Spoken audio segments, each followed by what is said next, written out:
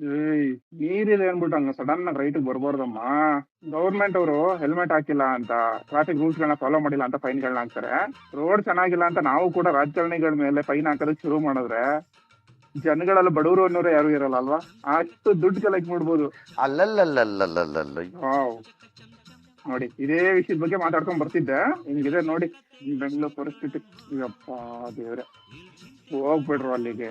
ಈ ಕಡೆ ಬಂದ್ರು ಜನಗಳಿಗೆ ನೀರಲ್ಲಿ ಗಾಡಿ ಓಡಿಸೋದು ಒಂಥರ ಶೋಕಿ ಅನ್ಸುತ್ತೆ. ನಿಧಾನಕ್ಕೆ ಹೋಗೋಣ, ರೈಟ್ ಸೈಡ್ ಅಲ್ಲಿ ಕಮ್ಮಿ ನೀರ್ ಇರುತ್ತೆ, ಅಲ್ಲಿ ಹೋಗೋದ್ ಬಿಟ್ಟು ಸೆಂಟ್ರ್ ರೋಡ್ ಅಲ್ಲೇ ಹೋಗ್ಬೇಕು. ನೀರಲ್ಲಿ ಹೋದ್ರೆ ಗಾಡಿ ಕ್ಲೀನ್ ಆಗುತ್ತೆ ಅನ್ಕೊಂಡ್ ಕೆಲವ್ರು ಹೋಗ್ತಾರಪ್ಪ. ಆತರ ಗಾಡಿ ಕ್ಲೀನ್ ಆಗೋದಿರ್ಲಿ, ನಿಮ್ ಜೇಬ್ ಕ್ಲೀನ್ ಆಗ್ಬಿಡುತ್ತೆ ಸೈಲೆನ್ಸರ್ ಏನಾದ್ರು ನೀರ್ ತುಂಬಿಕೊಂಡ್ರೆ. ದಯವಿಟ್ಟು ಗೌರ್ಮೆಂಟ್ ಅವ್ರು ಒಂದನ್ನ ಅರ್ಥ ಮಾಡ್ಕೊಳ್ಳಿ, ಬರೀ ಜನಗಳು ಮಾಡ್ತಿರೋ ತಪ್ಪು ಫೈನ್ಗಳನ್ನ ಹಾಕೋದಲ್ಲ, ನಿಮ್ಮಲ್ಲಿರೋ ತಪ್ಪುಗಳನ್ನ ಫಸ್ಟ್ ಸರಿಪಡಿಸ್ಕೊಳ್ಳಿ. ಇಲ್ಲ, ಚಾನ್ಸೇ ಇಲ್ಲ, ನೋ ವೇ.